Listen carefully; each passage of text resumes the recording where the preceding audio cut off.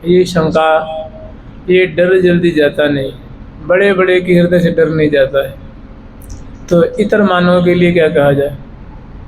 एक वृंदावन की बात है। एक समय था जब मथुरा और वृंदावन में एक एक डकैत महिला थी। ये तब की बात है जब अंग्रेज़ों की हुकूमत थी अपने भारत पे। उसने बहुत हत्या की थी, उसके द्वारा बहुत हत्या, लूटपाट, और उसका बेटा था। माँ और बेटा मिलकर के हत्या किया करते थे, लूटपाट किया करते थे। उसका जानते नाम इतना बढ़िया था, उसका नाम था राधा, राधा कंजरिया नाम था, राधा कंजरिया। माने अंग्रेजी हुकूमत के बल में नहीं आती थी वो, किसी न किसी उपाय से निकल के भाग जाती थी, बच जाते थे। माने कोई साक्ष्य नहीं मिलता था, बहुत माहिर थे। और दोनों माँ बेटा इतने माहिर थे कि 2 मंजिल 3 मंजिल मकान पे तो जैसे नाखून लगा के चढ़ जाते थे, जैसे बंदर चढ़ जाता है ना। उनके लिए कोई बहुत बड़ी बात नहीं थी, क्या उनकी कुछ देनी थी ऐसी। तो जानते हैं ममता बड़ी बुरी होती, मोह जो होता है ना वो आदमी को कायल कर देता है, मतलब एकदम कायर बना देता है। जजप्रीत बहुत दिलेर थी, बहुत साहसी थी, लेकिन जब उसको अपने बेटे का प्रसंग आ जाए तो वहाँ कायर हो गए बिल्कुल। प्रसंग ऐसा है कि उसका बेटा और वो दोनों मिलकर के जहाँ तहाँ डाका डालते थे और प्रायः सफल हो जाया करते थे। ये क्रम बहुत वर्षों चला करता था। संजोग से उसका बेटा एक बार किसी हत्या के केस में वो पकड़ा गया, और मथुरा में जो कोर्ट में अंग्रेजी सरकार जो मजिस्ट्रेट रूप में जो बैठा करती थी, समय आया जहाँ पकड़ा गया, वहाँ केस दायर हुआ, केस चलने लगा। जब फाइनल का समय आया तो उसके लड़के की फांसी सुना दी गई। राधा कंजरिया का जो बेटा था उसको सरकार ने फांसी की ऑर्डर कर दी।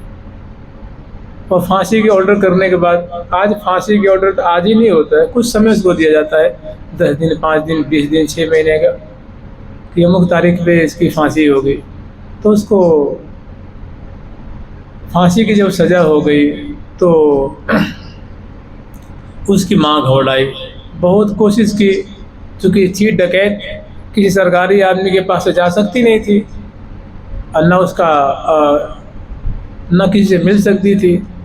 तो उसके मन में अब बेटा हमारा बचे कैसे, क्या करूँ कि बेटा बच जाए, उसकी मौत न हो। तो जहाँ तहाँ लुक छिप करके लोगों से मिलती थी और पूछती थी कि कोई ऐसा उपाय हो जो हमारा बेटा बच जाए तो मैं ज़िंदगी भर उनकी गुलामी कर दूँगी। ये न किन प्रकार ने कैसे भी हमारे बेटे की जो मृत्यु टल जानी चाहिए। तो संजोग से कोई भक्त मिले, उन्होंने कहा कि एक वृंदावन में श्री राधा रमन जी के गोस्वामी हैं, वे बड़े सामर्थ्यवान हैं, अगर वे चाहें तो तुम्हारे बेटे की फांसी टल सकती है, वो उससे मुक्ति पा सकता है। उसने कहा कि कौन है, कहाँ रहते हैं, कैसे मिलेंगे।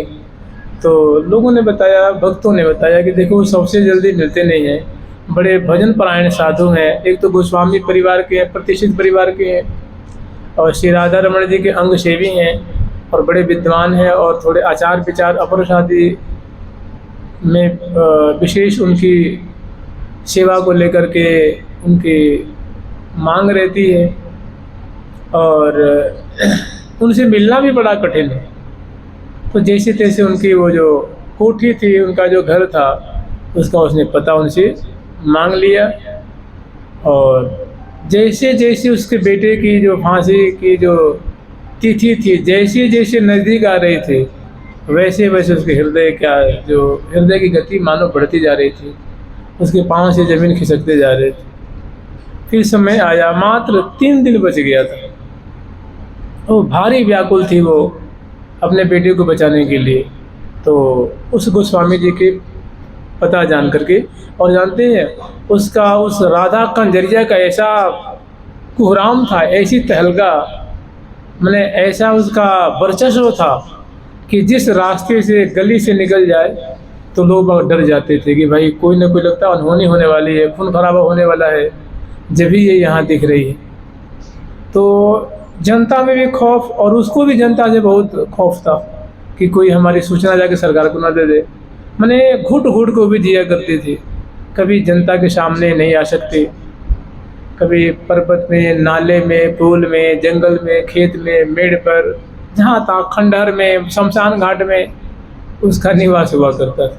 चोर बदमाश प्राय ऐसे ही रहते हैं, जो दूसरे को दुखी करता है ना, वो कभी सुख की चैन नहीं सो सकता। तो जब 3 दिन रह गया था और उसके सब्र का बांध टूट गया। एक दिन रात्रि में जो 3 मंजिल के ऊपर गोस्वामी जी रहा करते थे और बड़े शांत चित्त होकर के भजन किया करते थे। रात्रि के 12 बजे तो वे अपने कमरे में भजन कर रहे थे और सोने वाले थे। संजोग से वो राधा कंजरिया पता ना कैसे वो उनकी वो कोठी, उनके महल पे चढ़ गई। वो किस विधा से चढ़ी, रस्सी से चढ़ी कि नाखून से चढ़ी, जैसे भी वो चढ़ गई। और चढ़ करके वो जो उनका कमरा था उसके चारों बरामदे भी थे, दालान भी, छज्जे भी निकले हुए थे। तो एकाएक 5 फीट ऊंचे से धम से कूदी रात्रि में। तो गोस्वामी जी को लगा कि भाई पता ना कुछ गिरा तो नहीं, क्या बात है। तो बाहर निकले तो देखने की विकराल महिला खड़ी हुई है। पूछा कि देवी तुम कौन हो? तो उसने प्रणाम किया। बोली महाराज मैं एक बदकिस्मत की मारी हुई माँ हूँ, तो यहाँ कैसे रात्रि में कैसे आई? बोली मैं राधा कंजरिया हूँ। गोस्वामी जी को भी एक बार सुन करके हृदय पे आघात पहुँचा।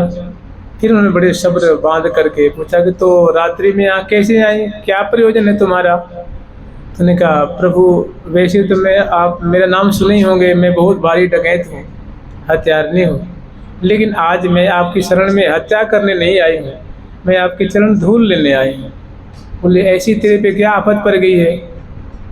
तो उन्होंने कहा आफत है जब भी तो आई हूँ। उन्होंने कहा कि देखो हमारा बेटा किसी हत्या के केस में फंसा हुआ है और आज के 3रे दिन उसकी फांसी होने वाली है। मेरे पास अब कोई चारा नहीं है, जितना हमसे बन पड़ा मैंने कोशिश की और मैं आपकी शरण में आई हूँ। कृपा करके हमारे बेटे को आप बचा लीजिए, कृपा करके हमारे बेटे को बचा लीजिए। चरणों को पकड़ लिया महाराज बहुत जोर से।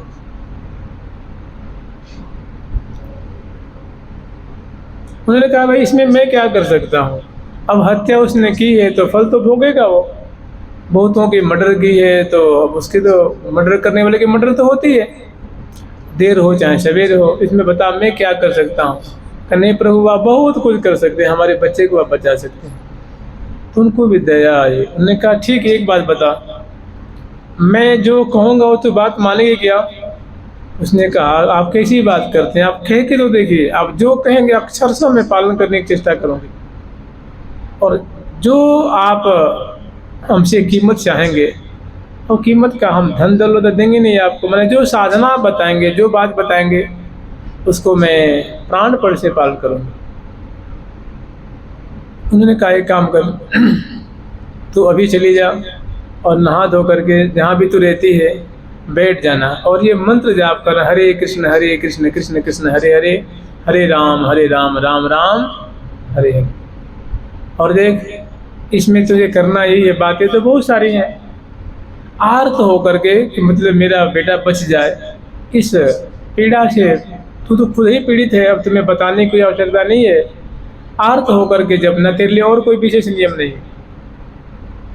और जब तुम्हें निद्रा आए तो सो जाना, भूख लगे तो खा लेना, और उसके बाद जो समय तुम्हें मिले तो उसको जप में लगा देना। मुझे पूर्ण विश्वास है कि राधा रमन तेरे बच्चे की फांसी को टाल दें, तेरे बच्चे की मौत टल जाएगी। उसको बड़ा विश्वास हुआ और वहीं से वो चली और जहाँ भी रहती थी वो लग गई नाम जपने। 24 घंटा जपा, 48 घंटा जपा, मानो 72 घंटे की थी, 3 दिन की बात थी। लगातार जपती रही। समय आया, उसके बेटे को बुलाया गया। फांसी की सज़ा तो सुना दी गई थी पहले ही, उसको कटघरे पे जहाँ खड़ा करते हैं वहाँ किया गया। पता न जज के मन में क्या बात आई, कोई ऐसी ठाकुर जी की कृपा से नाम जप महाराज वहाँ ऐसा अपना चमत्कार दिखाए कि उसको उसकी फांसी टल गई, उसका केस ही खारिज हो गया। अब पता ना उसको सबूत मिला तभी तो पकड़ा गया था ना, जेल में रहा, फांसी। देखिए बिना सबूत के तो काम हुआ नहीं था। लेकिन देखिए भगवत कृपा, नाम जप की निष्ठा।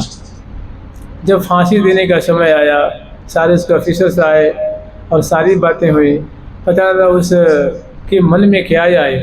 वो अंग्रेजी जो पता ना उसको जज कहते हैं, मजिस्ट्रेट कहते हैं, शायद फौजदारी के वो मजिस्ट्रेट कहते हैं, और सिविलियन जो सिविल होता है उसको जज कहते हैं। जो सिविल केस होता है उसको जो करता है उसको जज कहते हैं। अब तो महाराज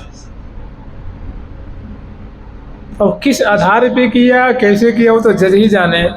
लेकिन राधा कंजरिया के प्राण में प्राण आया, उसका लड़का छूट गया। हंसते हंसते वो घर आया।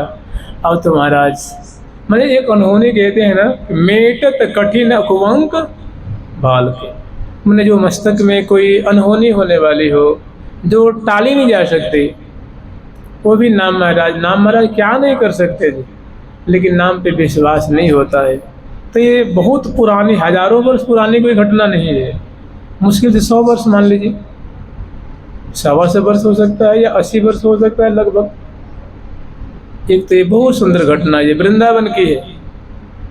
उसके बाद समय आया, राधा कंजरिया ने आके बताया, धन्यवाद दिया कि महाराज वास्तव में आपने जो मंत्र दिया, मैं तो आशा छोड़ चुकी थी, हमारी कोई नेक भी उम्मीद नहीं रह गई थी, लेकिन वास्तव में भगवान का नाम अमोघ है, अमोघ नहीं महा अमोघ है। इसको मैंने अपनी ज़िंदगी में घटना से मैंने इसको देख ली। दूसरी घटना ऐसी है, वो वृंदावन की एक और काली देह की है खास करके। ये जो काली देह देख रहे हैं आप लोग, एक बार की बात है, कोलकाता के एक बहुत बड़े,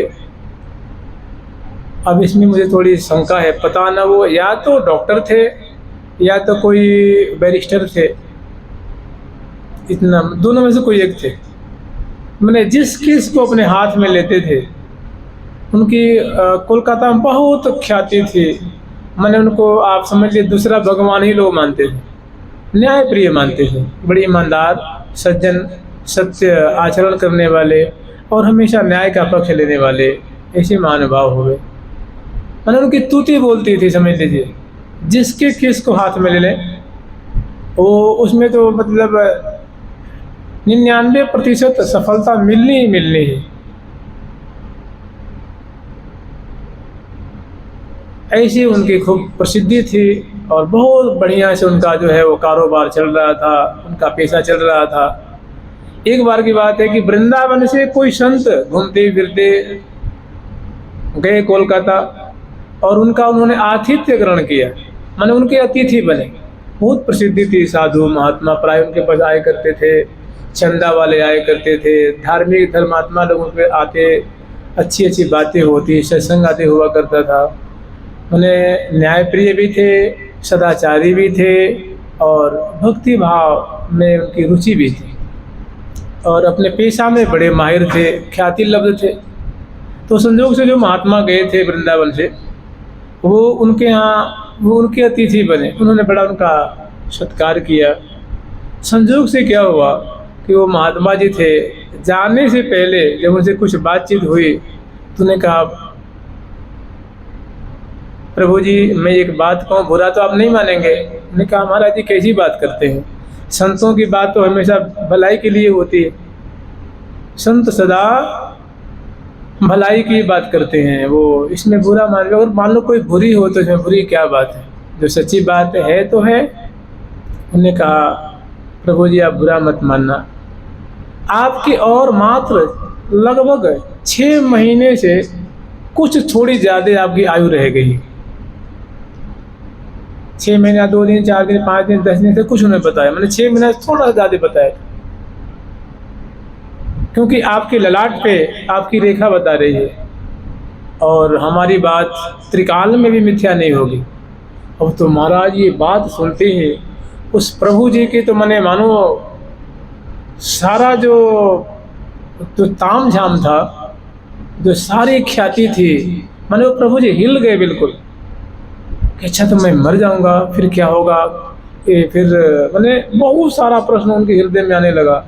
महात्मा जी उनसे विदा लिए और नहीं, विदा होने से पहले एक बात बताई थी, तो उन्होंने कहा प्रभु इसका कोई काट है क्या, मैंने इस मौत की कोई रोक है, कोई ऐसा कोई साधन है क्या जिसे कि मौत से बचा जा सके, कि मौत टल जाए। बोले हाँ जी है, अगर आप चाहते हो तो मौत टल जाएगी, ये कोई बहुत बड़ी बात नहीं। तो उन्होंने कहा प्रभु आप मुझे उपदेश करें। तो उन्होंने यही महामंत्र हरे कृष्ण कृष्ण कृष्ण हरे हरे, हरे राम राम राम हरे हरे महामंत्र सुना दिया और आशीर्वाद दिया कि प्रभु जी आपका कल्याण हो, और उन्होंने चरण छुआ और वो महात्मा जी वहाँ से निकल गए। अब तो वह जो भी उनका पेशा था, मैंने आपसे पहले कहा था वो डॉक्टर थे या बैरिस्टर थे, मुझे बढ़िया कंफर्म नहीं है, लेकिन दोनों में से कोई एक थे। अब उस पेशा में उनका मन लगता नहीं था, अब उनको बस यही मन करता था कि यहाँ से इस सब में छोड़ छाड़ करके एकांत में चला जाऊँ। वास्तव में ऐसा ही हुआ, मुश्किल से 24 घंटा वहाँ डट पाए और वहाँ से निकल गए बिना किसी को बताए, न पत्नी को बताया, न भाई को बताया, न बंधु को बताया, और सीधे गाड़ी पकड़े और आगे मथुरा से आए वृंदावन। उस समय काली दह पे बहुत एकांत स्थल था, लगभग 150 वर्ष की बात होगी जी, करीब करीब। और एकांत में बैठ करके उन्होंने एक नियम ले लिया, कहीं एकांत में बैठ करके, और उन्होंने नियम ये लिया कि सूर्य उदय से पहले वो यमुना जी स्नान करके और बैठ जाते थे। उस समय उन्होंने वैष्णवी दीक्षा नहीं ली थी। फिर बाद में तो वृंदावन के मानव सिद्ध महात्मा के रूप में प्रसिद्ध हुए। वो प्रिया प्रीतम के दर्शन किए, प्रिया प्रीतम की मंजरी भाव से सेवा की और उनके दिव्य स्वरूप प्राप्त करके उनके परिकर में मिल गए, नित्य सेवा प्राप्त कर ली। लेकिन जो प्रारंभिक जो बात थी तब की बात करें, मतलब सूर्य उदय होने से पहले स्नान कर लेते थे और स्नान करके बैठ जाते थे नाम जप करने के लिए। नाम जप करते करते जब सूर्य अस्त हो जाते तब उठ के अपने जहाँ भी बैठते थे तब उठ के आते थे, और उसके बाद अपने कहीं से भिक्षा आदि करके अपना रात्रि में नाम जप करते हुए पुनः सो जाते थे। कहने की तात्पर्य है सूर्य उदय से लेकर के सूर्यास्त तक कम से कम 12 घंटा वो जप किया करते हरिनाम का लगातार।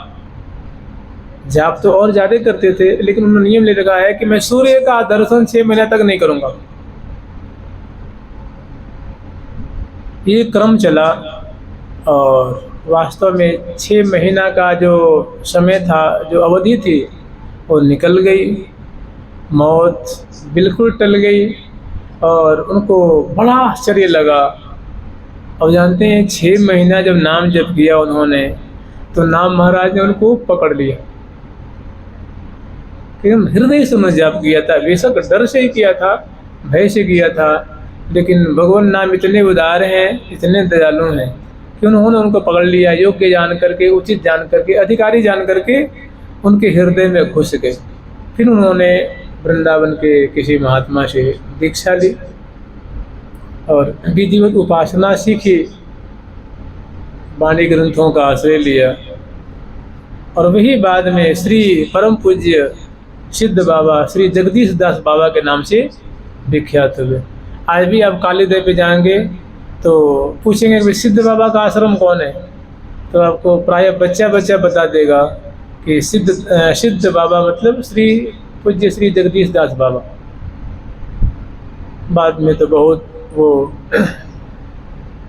संतों को शिक्षा दिया करते थे, भजन की शैली सिखाया करते थे, भजन में लगाते थे, बड़े उच्च कोटि के महात्मा हुए। तो कहते हैं ना कि मतलब नाम का आश्रय लेने से कुछ भी हो सकता है, बड़ी बड़ी आपदाएं टल सकती हैं। किस्मत में जो बातें लिखी गई हैं, जो ब्रह्मा जी ने लिख दिया है, वो भी टल जाता है।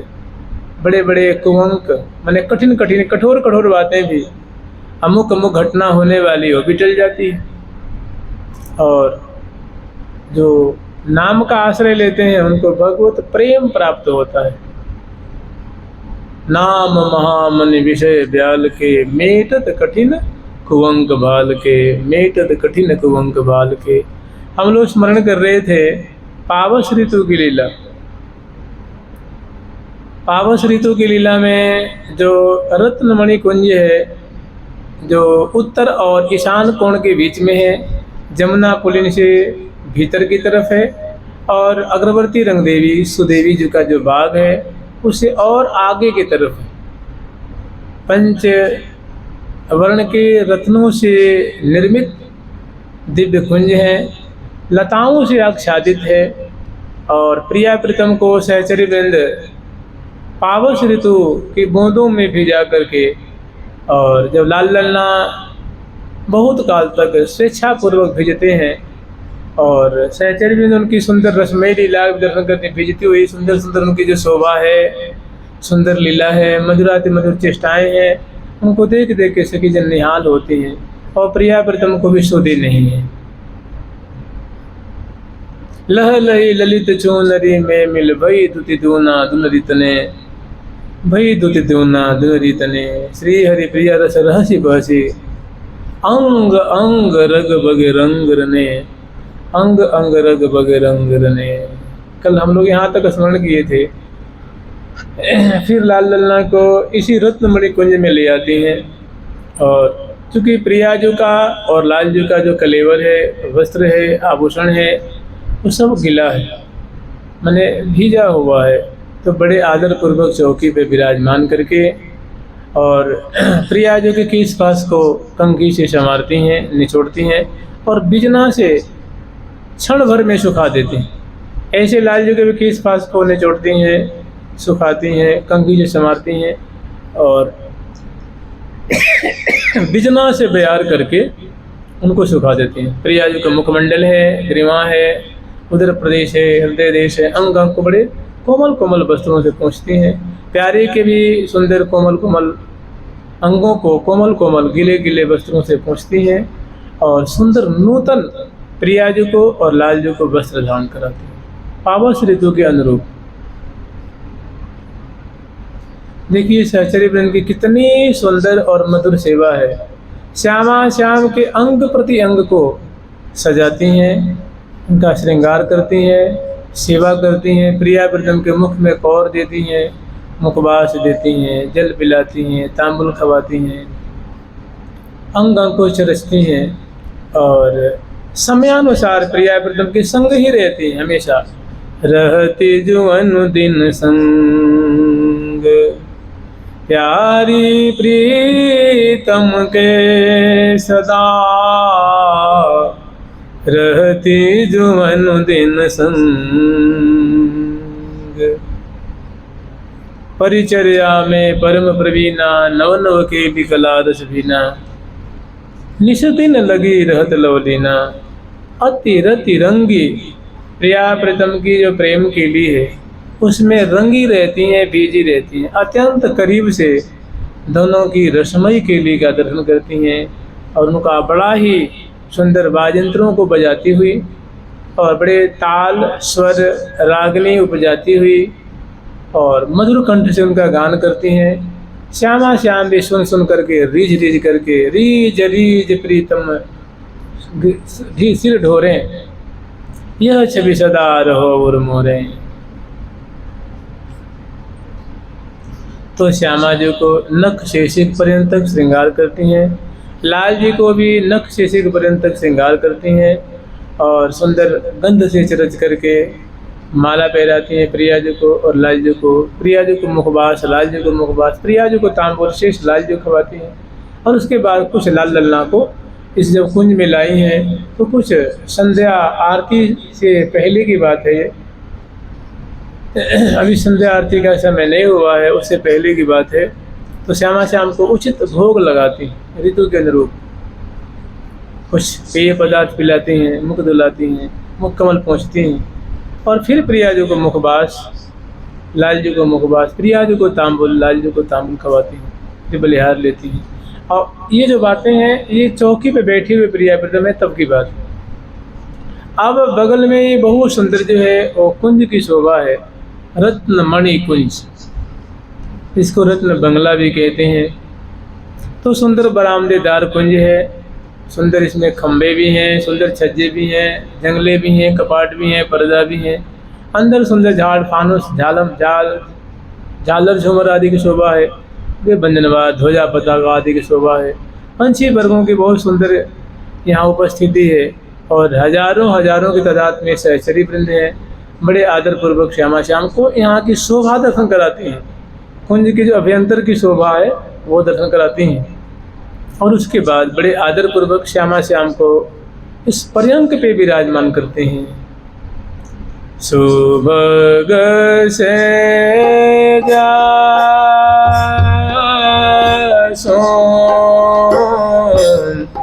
दर सुखदा आए, सुभग से जा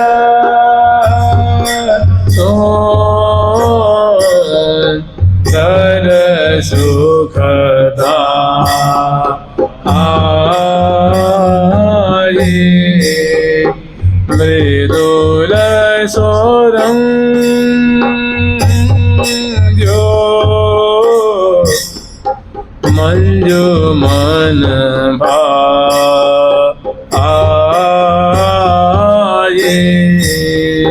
मृदुल सोरंग जो मंजू मन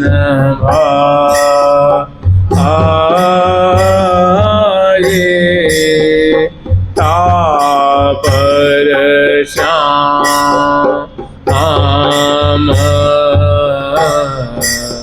निवेशित गो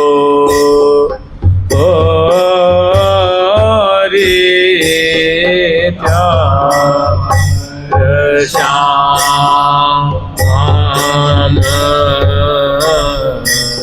निवेशित गो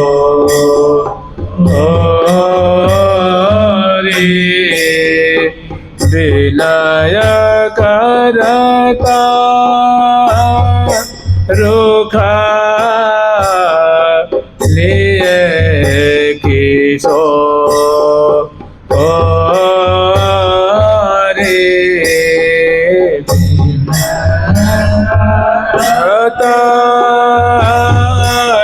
रुखा लिए किशो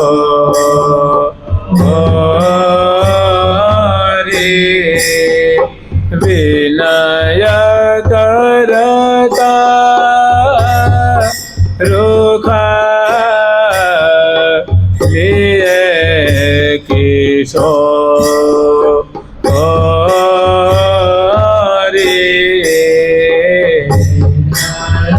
करता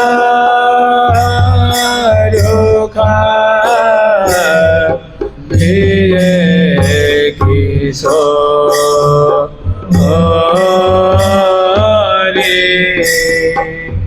बहुत सुंदर कुंज की शोभा है, अंदर बहुत सुंदर चित्रावली है, उनको दर्शन कराते हैं। और उसके बाद बड़ा सुंदर स्पेशल कोमल दुग्ध फैनवत सुंदर पर्यंक है, उस पर बड़े आदर पूर्वक ले आकर के श्यामा श्याम को विराजमान करती हैं। चरण पलटती हैं, दोनों के भुजाओं को चापती हैं, मुखबास प्रिया जी को देती हैं, तांबुल खवाती हैं प्रिया जी को, प्यारे को भी मुखबास तांबुल और निहोरा करके दोनों को को उठा देती। अब तहाँ फिर झटते पटते और पर्दा लगा देती हैं और झट बरामदे में आ जाती हैं।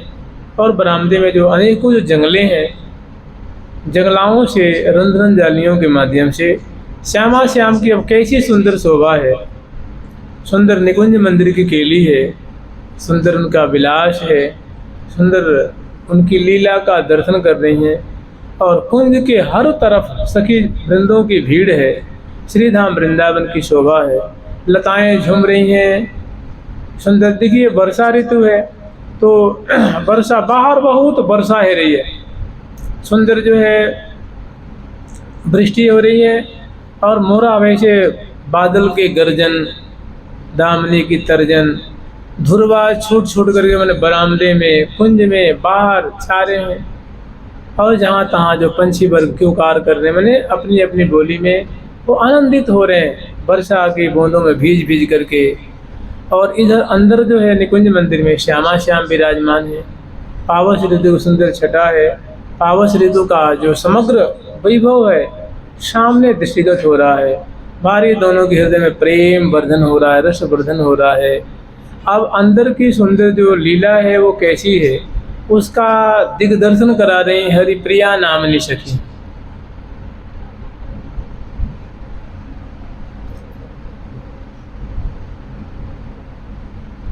तय सोई घन गर्जंत मुखरित मोरी मोर सुर मद माते उमदंत।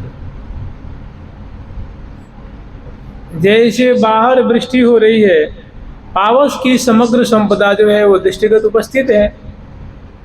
इंद्रधनुष की शोभा है, बग पंक्तियों की शोभा है, दुर्वान की शोभा है, भृंगी श्रेणियों की शोभा है, पंछी वर्गों की सुंदर जो है आनंद से जो नाचने हैं, उत्साह मनाने हैं। और जो वर्षा बरसने में जो टप टप टप टप जो बूंदों की एक आवाज़ आती है वो, और सन सन सन सन जो वायु की जो सनसनाहट होती है, और वैसे पर्दा जो है वो हवा के झोंके से हिल रहे हैं, सुंदर जो ध्वजा पताका फहरा रहे हैं। और सहचरी वृंद जो बरामदे में उपस्थित होकर के जो जो देख रही हैं, जैसी जैसी श्यामा श्याम की लीला देख रही हैं, शोभा देख रही हैं, कलोल देख रही हैं, अक्षरशः वैसे वर्णन कर रही हैं। तो आगे श्री हरिप्रिया नामनी सखी जो है देख देख करके गान कर रही हैं और श्यामा श्याम वैसे ही रस की वृष्टि कर रहे हैं। बरसत दंपति आती रति बनरी, बरसत दंपति आती रति बनरी, बरसत दंपति आती रति बनरी, बरसत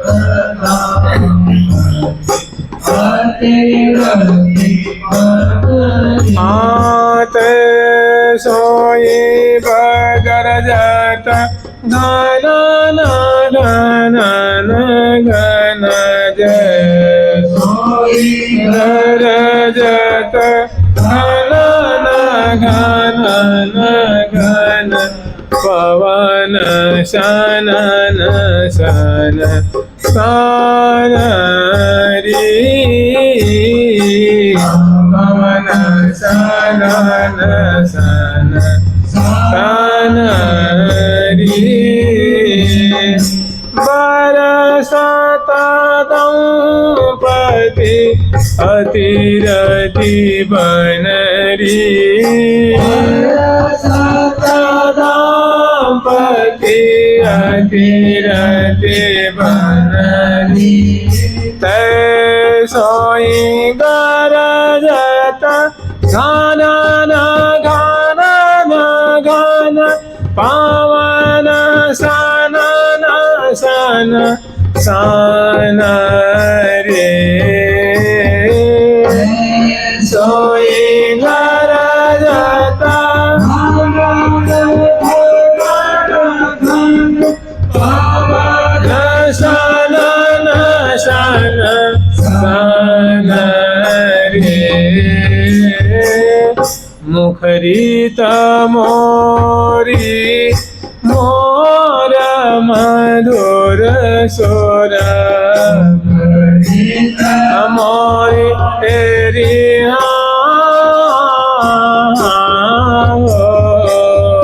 मुखरित मोरी तेरी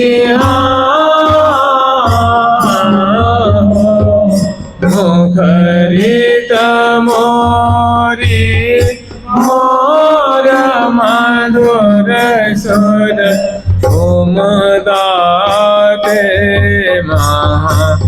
माते मदन री उमदाते माते मदन री श्री हरि प्रिया श्री हरि प्रिया श्री हरि प्रिया श्री हरि श्री हरि प्रिया सोई रस बीजत श्री हरि प्रिया सोई रस बीज नाना रे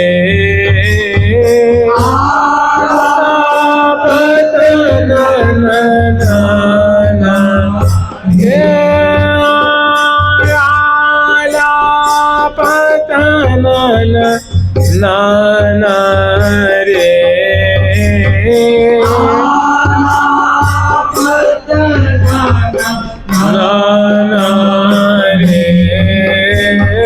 बरसत दंपति अतिरति बनरी दंपति अतिरति बनरी अतिरति बन बरसत दो। बाहर वर्षा ऋतु के अनुरूप वृष्टि हो रही है, सुहावनी वृष्टि, माने वो भय पैदा करने वाली नहीं। देखिए श्री धाम वृंदावन में कोई भी चीज़ें जो प्रिया प्रीतम के समक्ष हैं, उनके परिकर हैं, कोई भी भय देने वाली नहीं है, सब सुखदात्री सुखद है। माने वो वर्षा ऋतु की जो शोभा है वो श्यामा श्याम के रोम रोम में भारी उद्दीपन पैदा करती हैं, रस वर्धन करती हैं, सुख बढ़ाती हैं। और जैसे जैसे बाहर वृष्टि हो रही है, ठीक ऐसे ही प्रियालाल बाहर घन का गर्जन है, दामिनी की लर्जन है, प्रिया अंदर में प्रिया रूप सौदामिनी है और प्यारे रूप सजल श्याम घन है। बाहर वर्षा माने जल की बूंदों की वर्षा हो रही है और अंदर प्रेम केली की बूंदों की वर्षा हो रही है। बाहर बड़े सुंदर घन मानो गरज गरज करके मानो नगाड़े बजा रहे हैं, पंछी वर्ग मानो शहनाई बजा रहे हैं, और अनेकों मानो जो वाद्यंत्रों को माने ऐसे वो बाहर की प्राकृतिक बने के मतलब नैसर्गिक अलौकिक ऐसी सुंदर जो पावस ऋतु की जो संपदा वो घुमड़ घुमड़ करके सुंदर सुंदर मानो बाजाओं को निनादित कर रहे हैं। ऐसे अंदर प्रियाजू की जो सखियां हैं वे अनेकों वाद्यंत्रों को साज करके बजा रही हैं।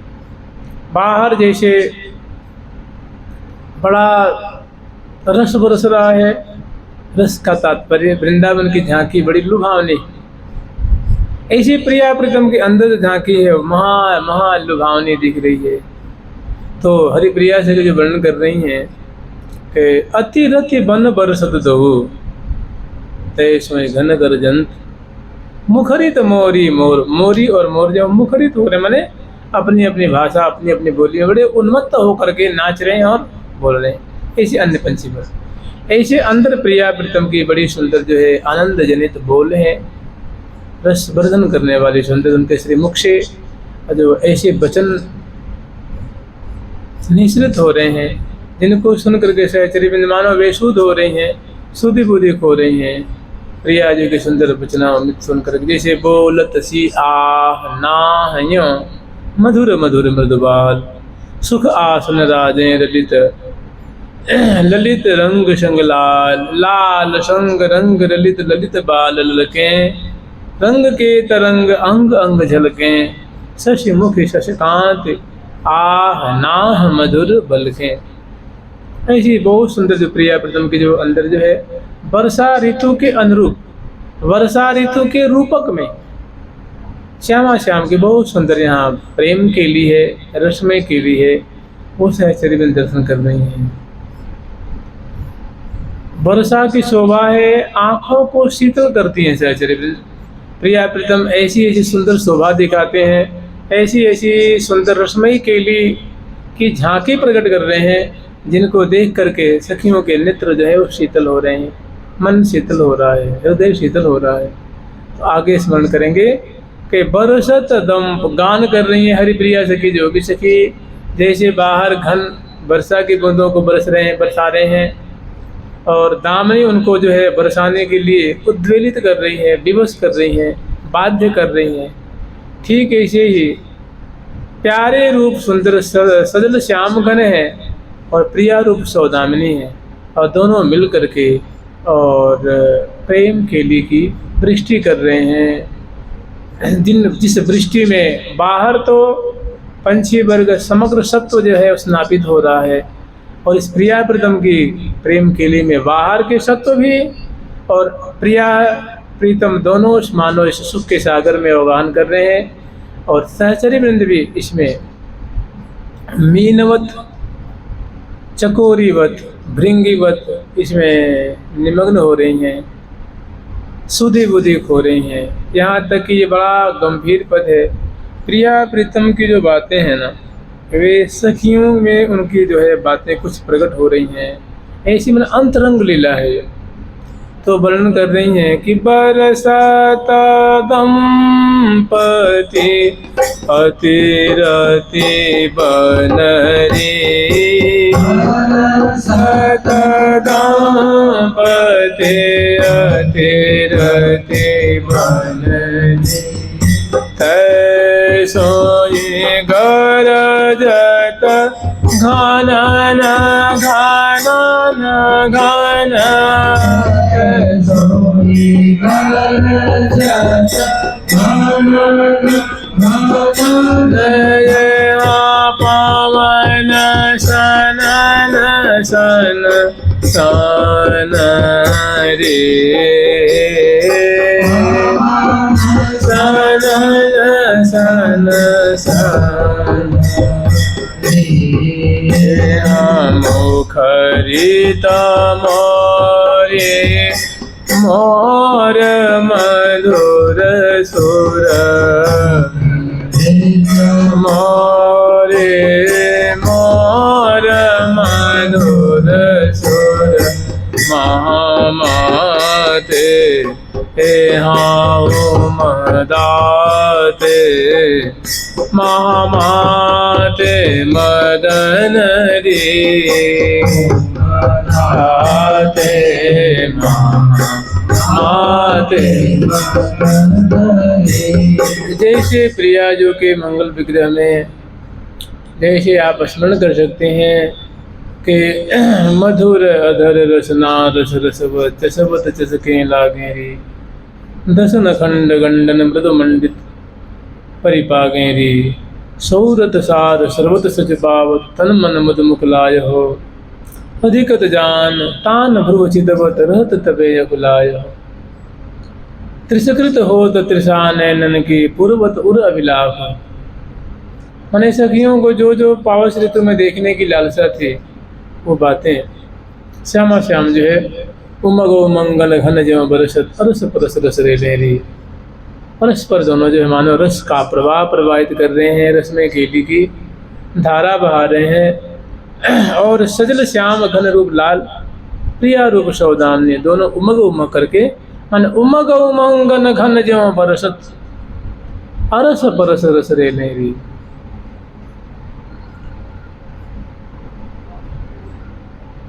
मैंने शिक्षा पूर्वक अलबेले आनंद की मूर्ति और तहाने को, यह सुख मुख कहत न बनियावे, नैन नहीं के द्वार न ले ले ही माही बसावे। अदन पान अरविंद बदन रस मदन सदन सरसावे।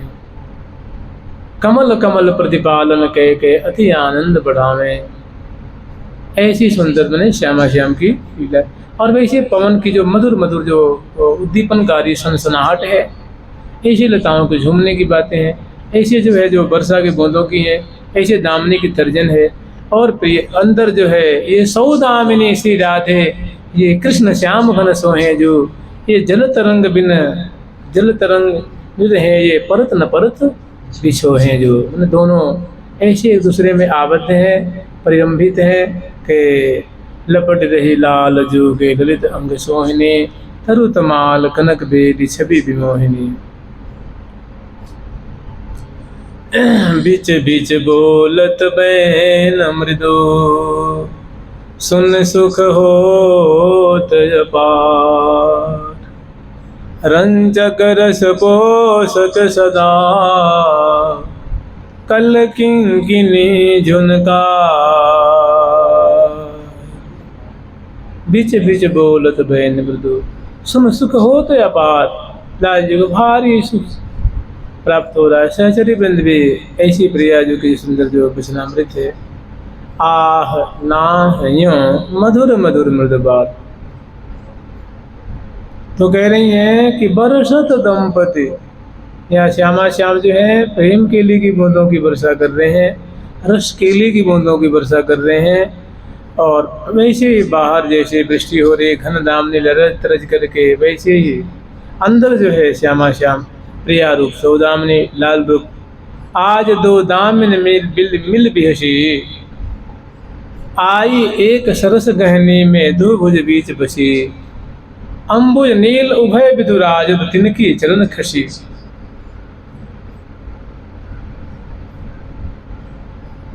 अंबुज नील उभय विदुराज, प्यारे के दोनों कर कमल में प्रियाजू का मुख कमल विराजमान। प्यावत पिय गो प्यारी परमोदार, तन मन मिलवे कत भये जो बिजन समावत हार। निज दासी जहाँ निकट निहारत, श्री हरि प्रिय सुखसार।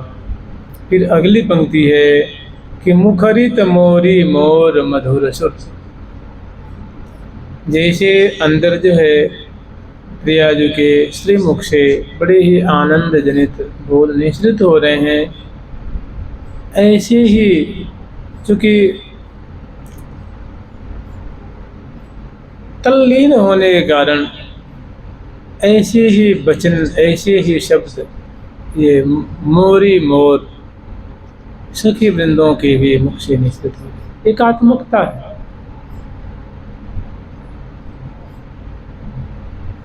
मुखरित मोरी मोर मधुर सुर, उमदाते महामाते मदन। जैसे प्रिया प्रथम उन्मत्ता, श्यामा जो उन्मत्त, लाल जो उन्मत्त, श्यामा जो उन्मत्ता, ऐसे मैंने उनका प्रभाव इनके ऊपर दिख रहा है, उनका असर इनके ऊपर दिख रहा है। ये भी मुखरित है, मैंने अभिव्यक्ति हो रही है इनके श्रीमुख से, अंग अंग से, रोम रोम से। आनंद मग्न है, सुख मग्न है। फिर आगे वर्णन कर रहे हैं, मुखरित मोरी मोर मधुर सुर, उमदाते महामाते मदनरी। श्री हरि प्रिया तैसे ही रस भीजत। प्रिया प्रीतम इसी मधुर रस में भीज रहे हैं। और आलापतन नानारी, आलापतन नानारी। और ऐसे श्री लाडली जो कि श्रीमुख से जो नेति वचन, नेति नेति वचनामृत सुन सुन पिय ही बढ़त मनोज। ऐसे नेति वचन सुन करके और चौगुनो च बढ़त चौगुनो चाव।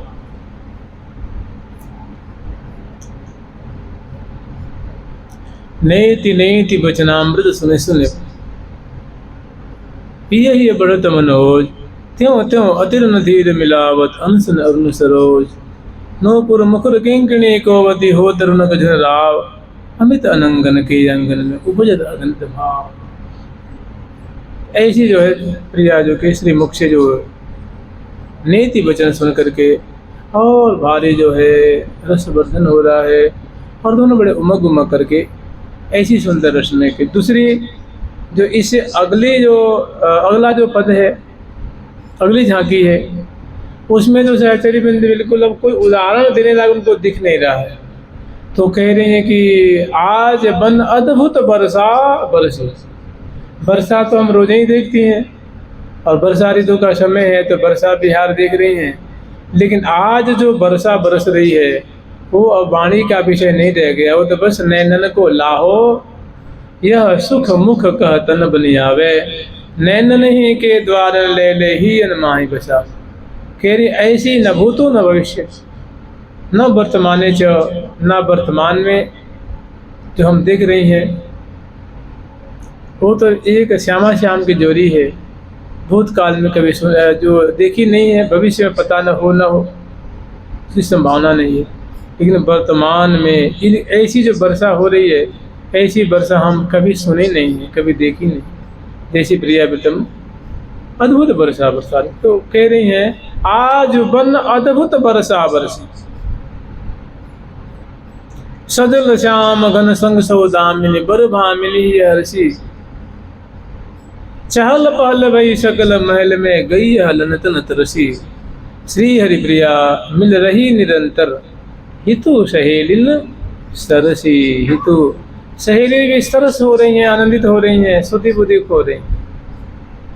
श्यामा श्याम की ऐसी मधुर लीला को देख करके वो भी सुधि बुद्धि हो रही हैं। भरी गवारी कुंवरी कुंवर पर करत बिहार विनोद, मदन केली रस मत मगन वे मन न समावत। तो शब्दों को देखिए, आज बन अद्भुत अलौकिक वर्षा हो रही है।